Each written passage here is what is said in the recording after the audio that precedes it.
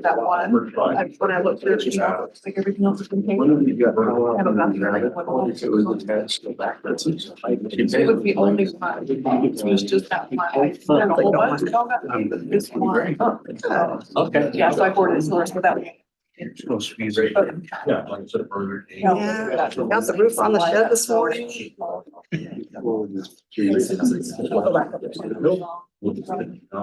gonna go to the Olympic party tomorrow morning.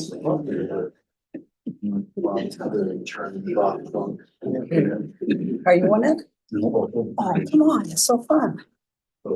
Doesn't it really want to go to? My wife. Oh.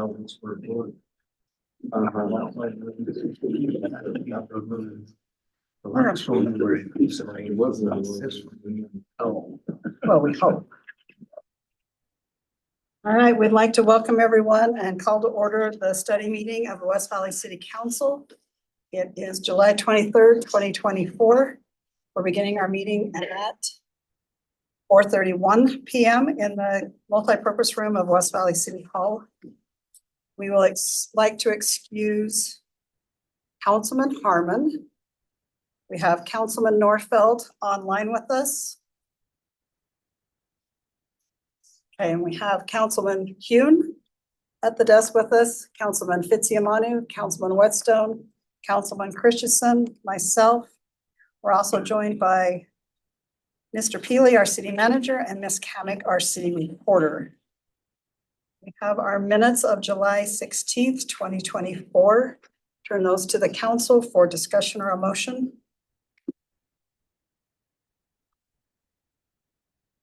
I'll go approve the minutes of July 16th. Thank you. I have a motion and a second. All in favor, please say aye. Aye. Thank you, and those stand approved. We have our regular meeting this evening, and there has been one change. We'll turn it to Nicole to let us know what that is. There's just one minor change to the consent agenda ordinance. Councilman Harmon had requested that we just remove the term non-controversial. So that's just been stricken from the ordinance, just as requested. Okay, thank you. All right, we have our first public hearing to discuss, and we'll turn the time over to Mr. Welch to discuss our upcoming budget discussion for 24-25. Thank you, Mayor. These tend to come around fairly quickly, it seems, doesn't it? I think that's a function of how much older you get, at least it is in my case. So what we have tonight is this is the presentation that I intend to show for the public hearing. There are some required elements this year that are a little bit different than what we've had in the past, and I'll go through those. So this year, the general fund budget, which is the main operating budget of the city, is $113 million. That's a little bit less than what the tentative budget that was adopted. Most of that is because of the $1 million that was spent for the fleet. As you'll remember, there was an advantage that we had of paying for the fleet early, and the council determined that that was a good adjustment. So that takes care of most of that. The percentages of our revenue, for example, we show that the majority of our revenue comes in from sales tax, and we've always kind of looked at this as our three-legged stool. We have sales tax, then we have property tax, and then you have other fees and taxes that are charged to make those three different sources of revenue that kind of present a balanced income for us. We try and keep those as even as possible. As far as the expenses go, we are a service organization. Most of the city's revenues are spent for the benefit of public safety. Police department's about 36%, as you can read, then fire. City operations and community support, that includes things like legal, finance, the debt service, non-departmental, which also includes all of the other items that are not classified with a specific department. So that's basically the breakdown of our budget this year. The budget includes a truth and taxation hearing. That's why we're doing this on August the 13th. And I think many, if not all of you, have done this before. By state law, if the city is determining the need to adjust the certified tax rate that we receive from the county, either for the purpose of a judgment, which I'll explain, or else for to bring in additional revenue for operations, we have to hold a public hearing, and that's what this is for. This is the notice that was actually published in the newspaper without the bullets on there. So it says that the city's proposing a one-time tax levy to pay for a final and unappealable judgment. So what has happened is large property tax owners, usually business owners, have gone in and through the appeal process have disputed the value of their properties. So if somebody goes in and they say, my property is only worth $10 million, and when this tax commission said it was worth $20 million, and they've assessed that over a number of years, essentially they've been overpaying their taxes. So because of that, it was determined through a judgment that says those rebates will go back to those people that have been overpaying taxes. That basically has been kind of a subsidy for everybody else in the city. Meaning that they've had lower taxes because someone else was overpaying. This year, the judgment amount is $192,200. The actual impact is on a residence would be $3.28 for the year, and that only occurs one time. And then next year it goes away, and that's to make up for the rebate that is required to come out of our revenues this year. And as you'll recall, the state says that we're allowed to collect the same amount of revenue we collected last year plus new growth. So this helps fill that hole that we would ordinarily have in our budget. And then it goes away. So the intent is only to do it once. So this is published in the newspaper and various other places a couple of times. These are the changes that the legislature enacted with the last legislative session with regards to property tax changes.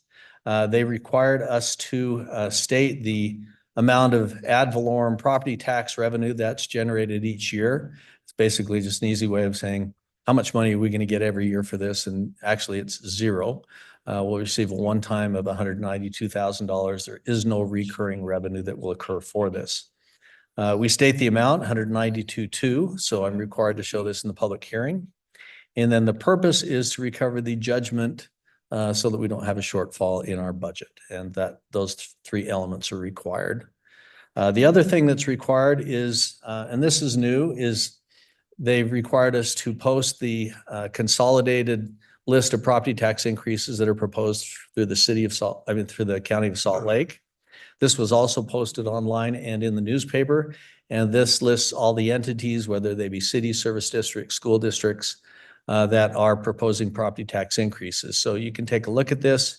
It gives the amount of revenue that's generated by each of these property tax increases. And this slide will also be presented at the public hearing. And with that, that will meet the obligations we have for disclosure, and they will open it for a public hearing and comment. And I'd be happy to answer any questions you might have.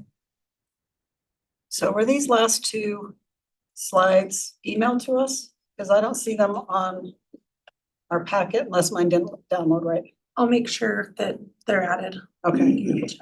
Okay, thank you. Yep. That's my only question. Yep, my apologies. That's okay. Yeah, we'll make sure that you have those. Okay, thanks. Yeah. I just can't read that.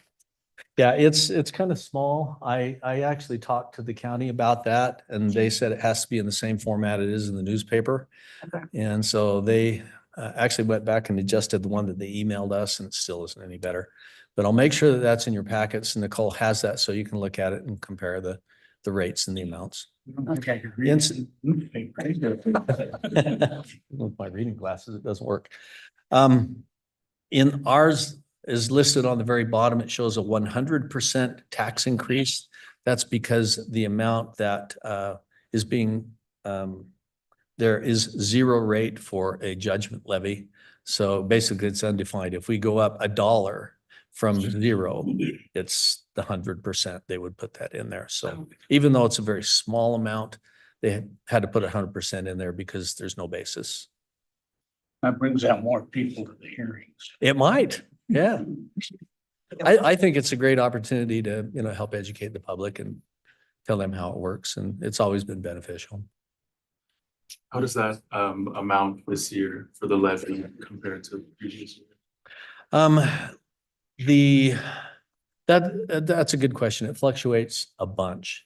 So last year, I think we're about $173,000. This is right about average where it's been. We've seen judgments as large as $2.8 million. That's the largest I've ever seen, and we've seen them as small as $43,000. So it just depends on what has been successfully appealed through the county. Do private property owners have the same recourse to go back to the county and ask for reevaluation? They do have the same recourse, though they may not have the same benefit. Sure. I've never known anybody to go back and protest the value of their residential property and ask for a 10-year rebate. Correct. But they do have that process, and that's as you just got you're probably just getting your notices here in the next month or so. It details the process you would go through to protest that. I think that's an important thing to do. In the past, it was like the middle of August or the end of August, you could protest by or go in and ask for an adjustment. But if we're just barely getting them now, it might be September now. Won't get a rebate anyways. Yeah. Yeah, they're pretty, they've really tightened up their ability to determine property values in the last couple of years because it was so controversial. I guess 2008, when property values were just kind of going through the roof, and then they dropped like a rock. And in order to successfully appeal a property tax valuation, I think they require an independent appraisal or at least a good evaluation of comparable properties. But if you feel like yours is out of whack, I absolutely encourage it. Just curious. Thank you. Any other questions? You're watching Mars, right? Okay. All right, thank you. Thank you very much. All right, we'll turn the time to Mr. Pastrick for our second review. No, this is our first review of application GPZ 2024. And those application numbers are tongue twisters, right? Yes, and I'm already thinking I'm in August and July, so. Share my screen as usual.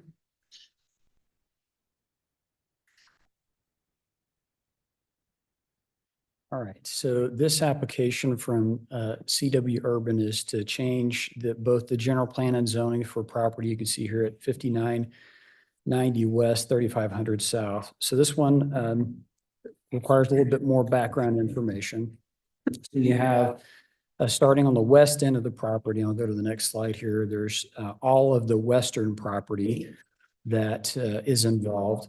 That particular property is already zoned R18. So the western parcels R18. Then you have this sliver property, if you see that kind of bisects the project. That sliver is actually owned by the city. So that's just for a drainage channel there. And then you have the piece on the east, and that piece is zoned agricultural, and it's actually a portion of the property. So this property on the east side, it actually extends all the way down to 3500 South. But the portion by 35th has a home on it, and that's not a part of this particular proposal. So in other words, it involves all of the western parcel and then a portion of the two eastern parcels. So hopefully that is clear on what property is being involved. And then again, the change in zoning is for this eastern portion going from the O zone to the R18 zone is the request. And that part is the 1.59, or we'll call it 1.6 acres going from A to R18. And then changing the general plan on all of it, which is just over 3 acres.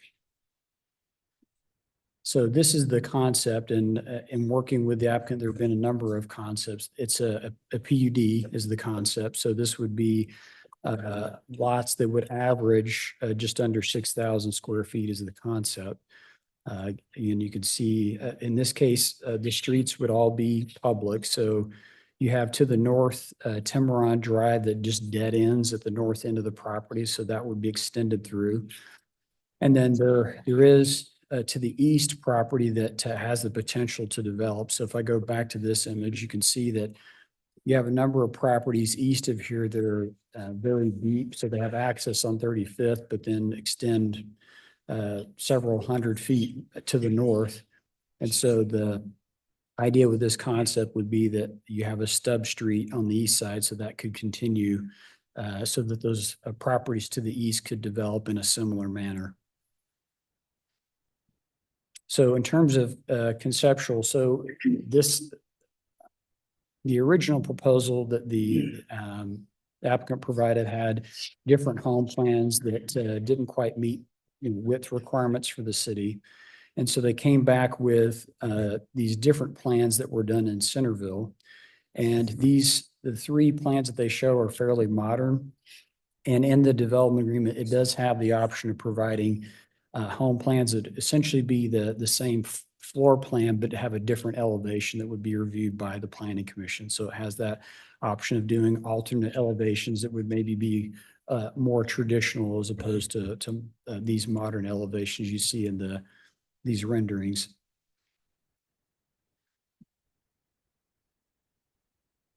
Then just some images here from the site. So this is looking at the home. This is actually not part of the property, but this is the portion that would remain. So the house that faces right on 35th. And this is looking from the stub street that's on the north side of the property, looking to the south. Then this is a little bit further north, again, looking towards the street that would be extended into this project. So you can see the homes that were abutting the property. I believe this is the last image. This is just looking more towards the southwest, again, from the stub street that's on the north end of the property. So with this proposal, there is a development agreement proposal that includes a number of standards, but one being a cap on the number of units. There's information about the size of the units, that also the units would include a unfinished basement. There's information about just the architecture in terms of the elevations. There's information about the lot width and setbacks and the open areas that would be provided. And again, I won't, unless the council has questions, I won't go through all of those, but there are a number of other things about fencing and landscaping that are included as well. So that gives an overview of this proposal.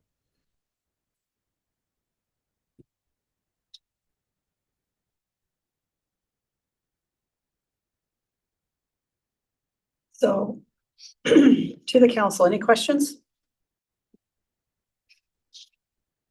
My question is, why are we not, it's over the limit for R18. So are they going for R18 because the west side was already zoned that instead of going to the RE? Right. So the code says that if the property that's being rezoned is 2 acres or greater, then it's not eligible. In this case, the part that's not R18 is like 1.6 acres. So they have that option to request it, but certainly that's up to the council if you want to rezone it to R18. So I think my biggest concern is I'm not comfortable with the size of the lots.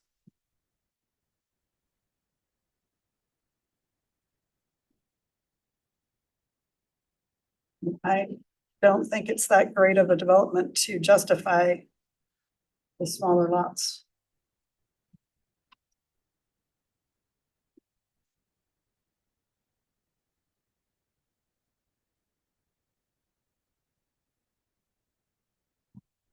There's one over 8,000, it's 11,000 square feet.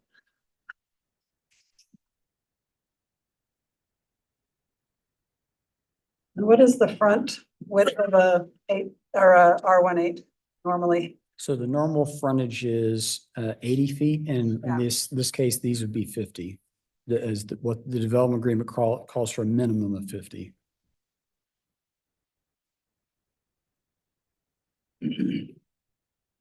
So what are we getting in return for the bigger lots? What are we getting in return for giving them smaller lots? Sorry. Sorry, so they- yeah, I said it backwards. Yeah, so they are providing some, a couple of areas of open space, if you will, that's just over 9,000 square feet. So that's what's being proposed as part of the PUD, so providing some common area. And there's a park in that neighborhood, isn't there? Yeah. So I'm just not comfortable with the size of the lots. Even with the PUD.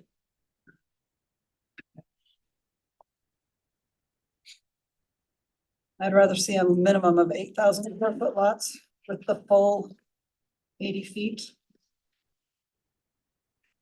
Because on-street parking won't exist, that's for one thing, and those cul-de-sacs, those little knuckles. Cause you barely get your mailbox there.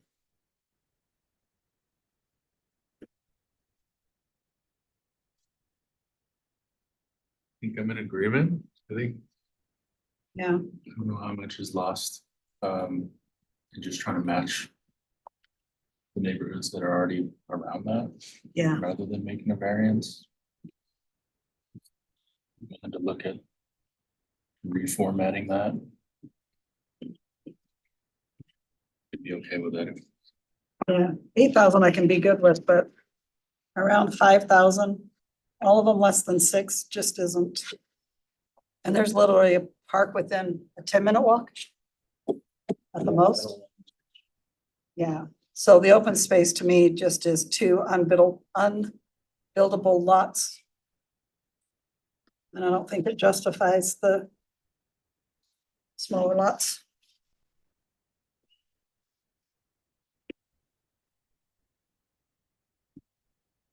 The general plan, we just made adjustments to not too long ago, is that that's what we're amending, is what we just approved not long ago, or is this a previous change?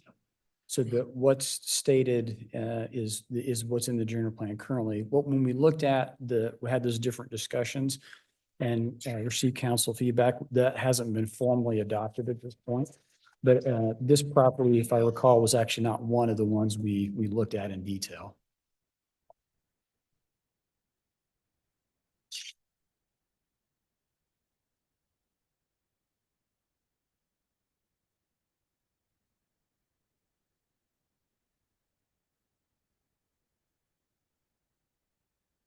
Anybody else have any ideas? I have something to say. Can you hear me? Yep, we can hear you. Thank you. I agree with the mayor. I think we should have larger lots. I know in the letter on affordable housing, and I agree, we need affordable housing, but I think our city provides more than its share of affordable housing, and this is one of the lots that we have left, and we need more larger lots to have. Thank you. Diversity in our cities. So these lots seem too small to me too. Okay, thank you. Sorry to cut you off. Your little red button that said you were muted came back on, so sorry about that.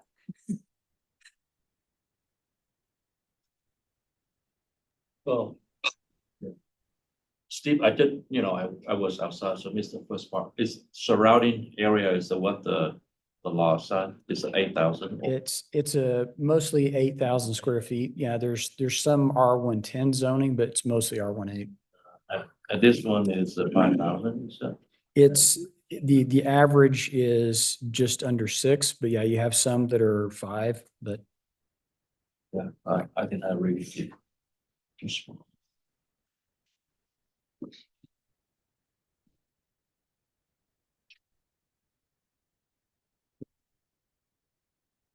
Okay, any other comments? Okay, okay, thank you. thank you.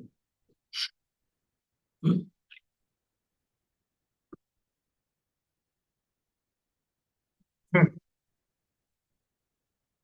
right, we have our council calendar. Did anybody have any concerns regarding the calendar? Okay, seeing none. Potential future agenda items?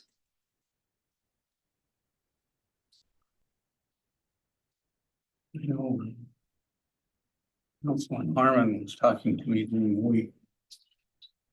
Was wondering if we, as a council, want to bring up our schedule again, since we're about 45 minutes here and 45 minutes there and 2 hours in between. We might want to meet less often and more agenda items. Okay, do you want to put that on a Yep, I can do that. future study session? Okay. Did anybody else want to go back to that? Yes? Okay. All right. Anybody else with a potential future agenda item? Okay. Council reports.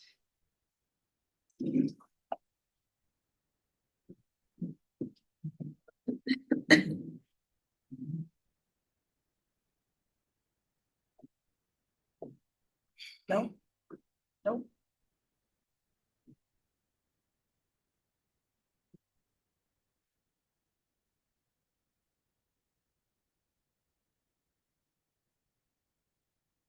Farmers market. It's Thursday. That's a good one. Good one. It's growing each week. I came home with all kinds of good food and produce. I came home with an order for some to be shipped to me. Oh, good. Didn't know you could do that. Yeah.